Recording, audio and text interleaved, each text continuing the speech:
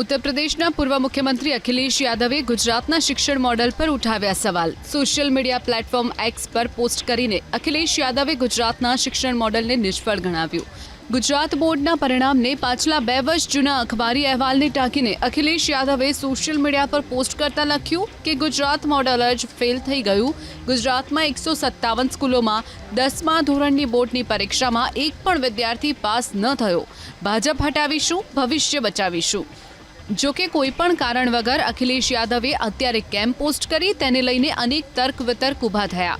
તો બીજી તરફ અખિલેશ યાદવની આ જ સોશિયલ મીડિયા પોસ્ટ પર દિલ્હીના પૂર્વ મુખ્યમંત્રી અરવિંદ કેજરીવાલે રીપોસ્ટ કરીને લખ્યું કે આ ગુજરાત મોડેલ છે, આ ભાજપ મોડેલ છે જે તેઓ આખા દેશમાં લાગુ કરવા માંગે છે। આ ડબલ એન્જિનનું મોડેલ છે, આખા દેશને તેઓ અભણ રાખવા માંગે છે। આપ મને એક એવું રાજ્ય દેખાડો કે જ્યાં ભાજપની સરકાર હોય અને તેમણે ત્યાંના શિક્ષણનો કચરો ન કર્યો હોય।